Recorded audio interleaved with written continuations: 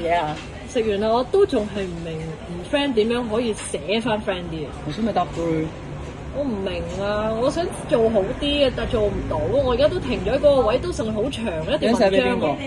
我想寫俾我以前嘅舊同學，但係其實假嘅，你不如老實啲講。我對有啲興趣嘅。問你借錢嗰個？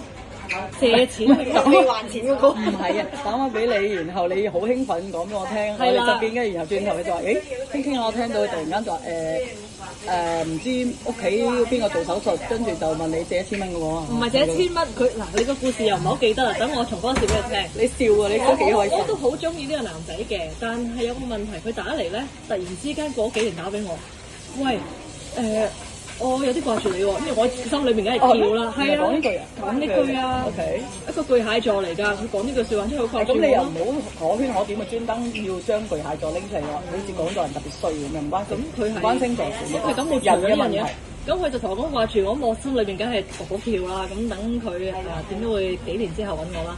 第一個講係話，我問你借啲錢。跟住我心就情突然之間係我哋側邊谷底嚟嘅，因為唔係最好笑咧，因為佢隻眼眨下成電話響，跟住叫我咧唔好出聲，跟住然後咧就好似叫我即係有好嘢啊，我有人揾我咁我咪唔出聲咯，跟住然後佢指住個電話揾我噶嘛，佢指住個電話，跟住好耐噶啦，以前佢用個口型表示佢以前admire 佢定係唔知邊個 admire 我喜歡佢嗰個啦，係啦。咁然後轉頭跟住講嘢，我聽到咦借錢嘅係咪嗰個請問？就係嗰個啦。咁仲揾？咁有嘢要幫手嘛？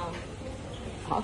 你依家有嘢揾我幫手喎。我揾你幫手得嚟，又要寫嘢俾佢咯。你成日揾人幫手唔掂喎。我唔係，因為我人做人唔係好本事啊，所以我最叻就係揾人幫手噶啦。唔係，你依家揾到我去幫手，去再幫你去幫手，好多層喎。咁多層咪啱咯，我做唔到嘛，我就要揾好多層去幫我手咯。咁不如我直接同佢講啦，使乜同你講？你經但係我又想撩下啊嘛。你又唔想介紹俾我識？介紹咗俾你識，你咁就點啫？佢同你都唔係好夾到㗎啦。問我借埋錢咯。係啊。咁你想唔想問你再借錢？咁又唔想。係咯，咁淨係搞我咪算咯。OK，再問多次啊，唔該。係啦，我想知道唔 friend 又點樣可以寫到 friend 啲？你哋唔 friend 係咪因為嗰次借完錢之後冇再交流？其實由頭到尾都唔係好 friend 嘅。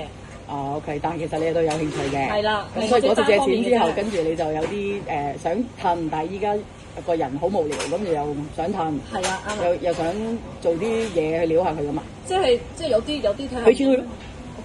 俾錢佢就 friend 啦，即刻有 friend。咁呢個故事完㗎喎。未必有延續喎，呢啲先叫有故事啊。又啱喎，有嘢講嘅，俾咗一筆錢，自然就可以有個關係可以繼續啊。啱喎。